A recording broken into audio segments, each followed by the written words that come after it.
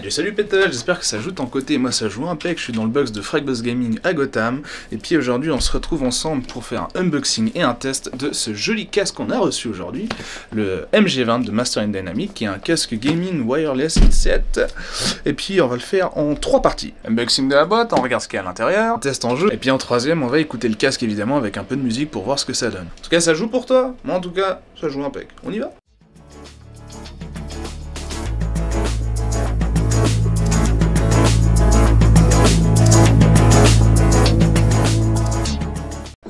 Donc, Master & Dynamics, c'est une entreprise new-yorkaise qui fait des casques audiophiles de base.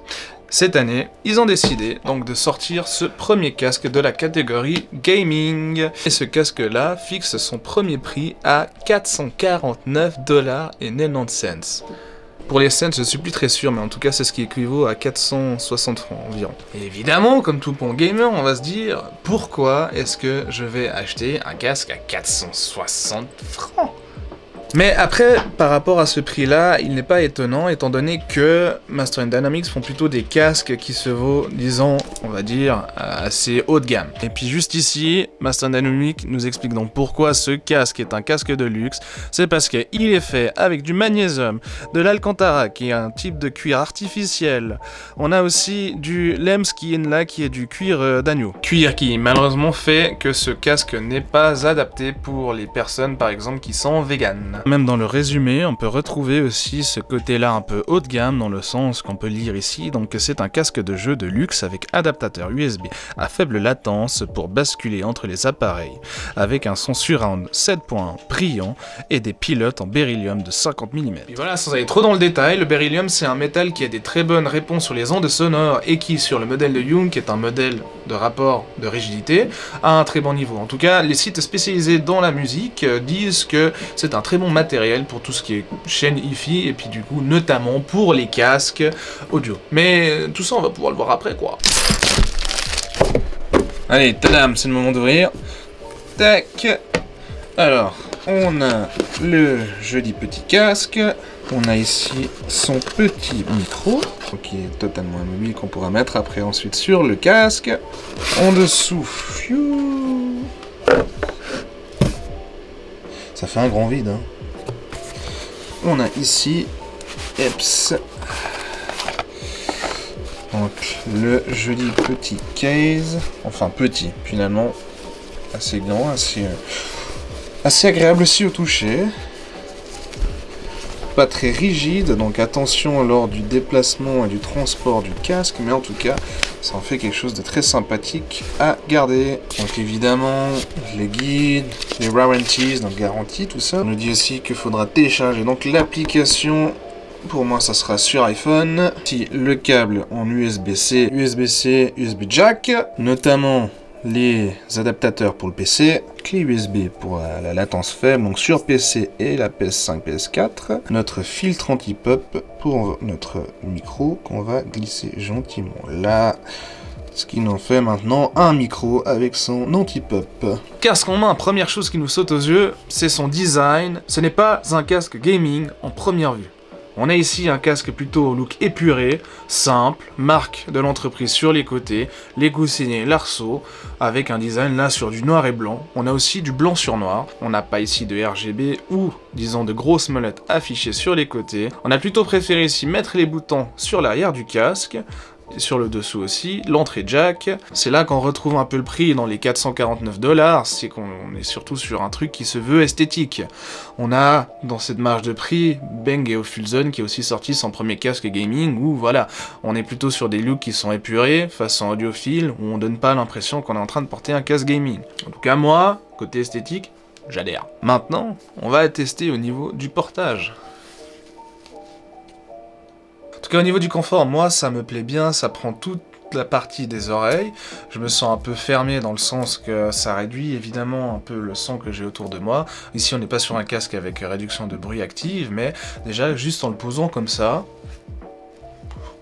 on sent quand même une petite différence. Après, avec le son, j'imagine que ça sera encore plus. Voilà, on va aussi faire un deuxième test de portage avec le casque, et cette fois, on va mettre un accessoire en plus qui va me suivre toute ma vie, ce sont mes lunettes.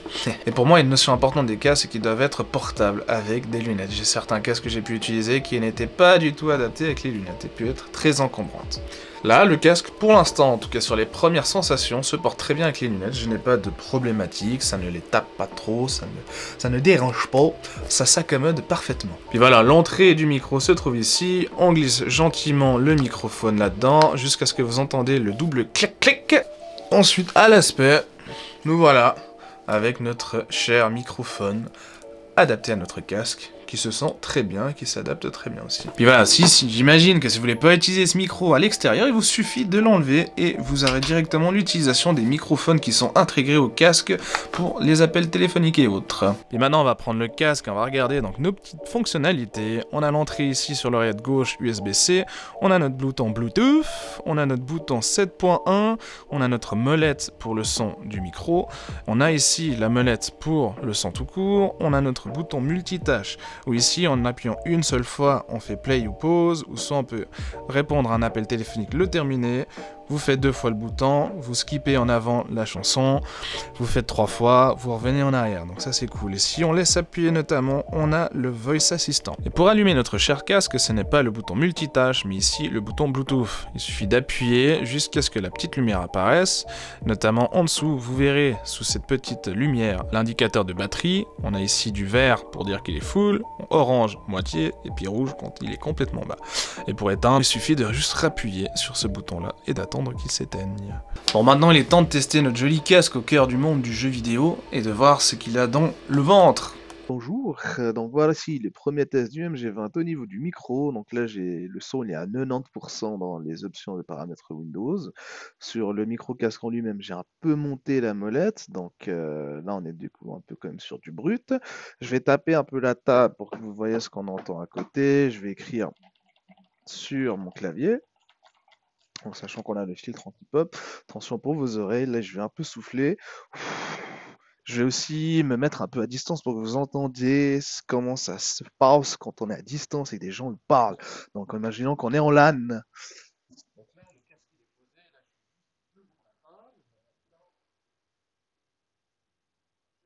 Bon bah voilà, concernant le test du micro, bon effectivement là on aura un petit faux raccord, mais c'est pas grave. En vrai il est pas mal.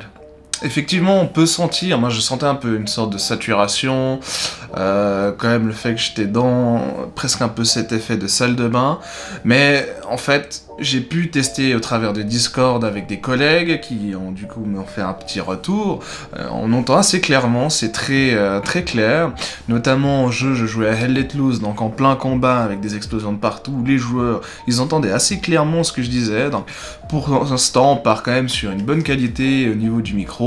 En tout cas, top. C'est quand même ce qu'on attend pour le prix, disons, d'un casque à ce niveau-là. Ce qu'il faut retenir, c'est que comme n'importe quel microphone, au final, que ce soit un micro-pied, un micro de casque, les composants, enfin plutôt les réglages, c'est à faire à chaque fois que vous changez de jeu vidéo.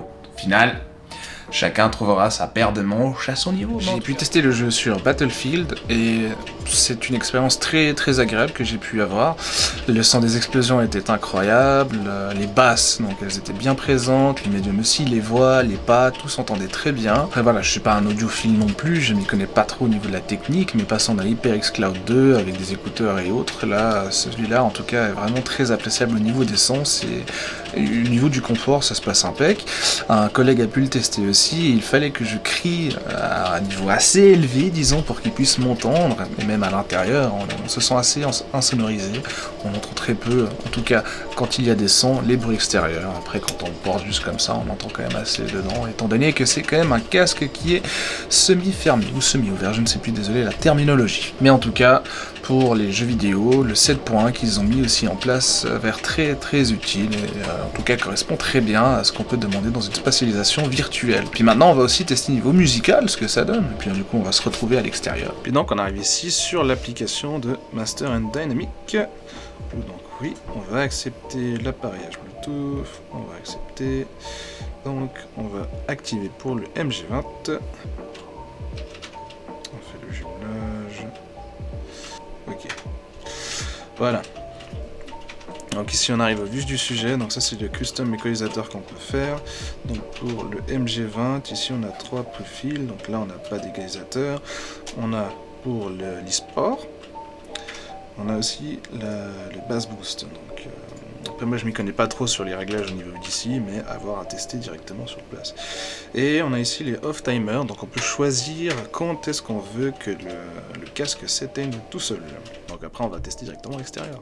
Alors j'ai testé le casque à l'extérieur en ayant pris les transports en public et en ayant aussi un appel pendant ce moment-là. Je n'entendais quasiment pas vraiment ce qu'il y avait autour, un bon niveau sonore, notamment j'ai préféré quand même enlever une partie de l'écouteur, disons, pour pouvoir converser au niveau du téléphone. Parce que sinon j'avais retrouvé cette impression de parler très fort, après voilà, c'est sur un niveau subjectif. Mais en tout cas au niveau de la musique, c'est vraiment top, on est vraiment sur une bonne qualité sonore.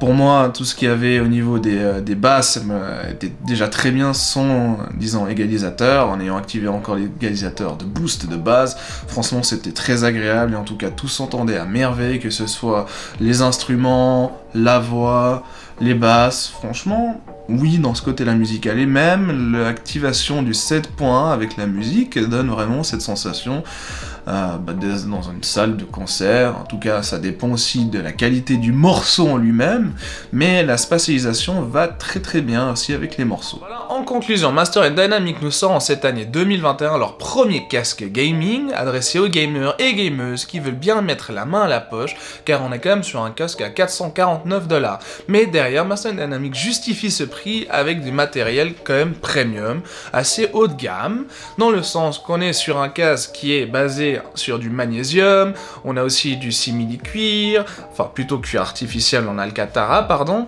on a aussi du cuir d'agneau, qui se retrouve dans les housses qui sont notamment enlevables, ou derrière vous pouvez retrouver le beryllium 50 mm, et aussi on part sur un casque qui se veut plutôt assez épuré, sobre, noir sur blanc, ou dans sa version blanc sur noir, qui fait qu'on ne remarquera pas à première vue que c'est un casque gaming, mais qu'on va retrouver dans ces perks qui sont derrière. Donc on repart quand même avec du Bluetooth 5.0, ce qui fait qu'on ne peut pas se connecter avec double device comme d'autres 5.1, mais derrière, même si vous jouez avec le casque en Bluetooth, vous pouvez connecter le casque aussi avec votre smartphone par l'entrée jack, donc en USB-C en jack, et aussi l'USB-C en A, donc il y a quand même de quoi faire, voilà. On part notamment avec un micro détachable d'une bonne qualité, qu'il suffit juste aussi de savoir, disons, pré-régler par rapport à son jeu, et avec ce prix-là, on reçoit quand même aussi une jolie housse où à l'intérieur, vous pouvez mettre votre micro, vous pouvez aussi mettre le câblage ici, porter le casque directement à l'intérieur. Donc Master & Dynamic nous sort quand même un casque où ils essayent de nous chouchouter au maximum. En tout cas, j'espère que cette vidéo vous a plu dans son côté unboxing, testage du casque. Moi, ça m'a vraiment plu de le faire avec vous directement en live, même si... il y a un petit faux raccord du jour, donc n'hésitez pas à poser en commentaire ce que vous ressentez de ce casque-là, ce que vous en pensez notamment d'un prix aussi haut pour un casque, est-ce que vous-même vous compteriez acheter ce casque-là? En tout cas, voilà, faites-le moi savoir en commentaire, et puis on se retrouve prochainement pour une autre vidéo, que ce soit peut-être informatique ou Discovery. Voilà, en tout cas c'était Jojo, et on se retrouve à bientôt, Pétole. Allez, ciao!